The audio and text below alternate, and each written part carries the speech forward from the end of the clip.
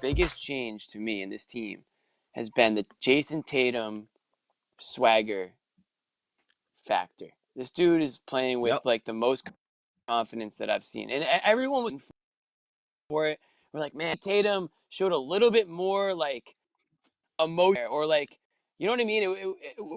There was a point where he was only emotion was towards like the referees when a call didn't go his way, and he was just frustrated. Now though, he's kind of playing with confidence is the big key there. Confidence, kind of like an attitude, like, yeah, I know this shot's gonna go in. Like, yeah, that's what I do, and everyone here is here to watch me hit this shot. And oh, by the way, thanks for coming up. Mm-hmm. Like, Yeah. that's kind of how he's playing right now, and the team is kind of falling in line behind that, and they're all playing with that sort of attitude right now, and it's showing up in the win column. It's showing up on the defensive side of things, and like, that's to me been the biggest difference. So, and that's vaulting him to that superstar level. It's a mindset, you know. You need to be more than just talented. You have to have the mindset of being one of the greatest, one of the greats. He's just doing stuff he wasn't doing before. The finishing is at a different level than it's ever been. And that's I think the huge separator. His ability not just to get there, but to finish, to actually to seek out contact, to finish through contact.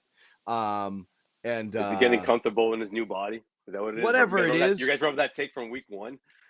The training camp, like, he's got to get used to his body. You know, the slow offensive start because he's so jacked now. But I think he was got to get used to his muscles. Shoulders are too big. Is this it? He's finally comfortable now. He was so shocked and just so like just put off by the shots not falling and the threes not falling with regularity early that he couldn't get into the swag stuff Jimmy's talking about, where he's just like, I'm just going to set up this guy and I'm going to take a really ill-advised contested pull up, sidestep 3 because I know it's going to go in. And like, that's the stuff he was doing at like the height of his powers a couple of years ago, where you're like, Jesus, he's just hitting everything. But like, he couldn't start doing those things because he wasn't hitting the shots he was supposed to be hitting. So he couldn't just start taking a bunch of stupid shots too. Now he's got that swag going, which is like, I'll take you to the hole. I'll step back and I'll shoot it in your eye. Whatever it is, I can do it all right now. He's playing with both those things. It's friggin' nuts. But just it's like the finishing is insane. Like, he just goes, and you would think he would lose it. His arms would flail. He'd turn around and look at a ref. And that's what we were expecting early. And now he's just finishing all of those.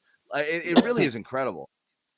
I feel like it's almost as if like Tatum just didn't know, or maybe he forgot what it was like to like fail. I don't know. As weird as that sounds. Like, we always talked about, or at least right after the All-Star break, that interview he had where he just sort of let his hair down, which is really honest with JJ Redick, and talking about how he just was reminded in a harsh way of how difficult it is to win in the NBA. Like, maybe I had it easy, maybe playing with Kyrie and playing with, Kemba and, all-star talent guys, veterans that had been through it and had already reached a certain level in their career.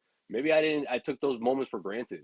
And at the end of the day, this is sort of my growing pains that I'm just now going through, that maybe some players go through in the first 2-3, years of their career, but they've always been in that position that they were the guy, the alpha. Well, this is his first season of being the alpha, and he had to take those bumps and bruises. And he was really honest in that interview, and I think we all appreciated that, because we all could see his mindset that he was on the verge of taking off, or at least that he was already in the pod one.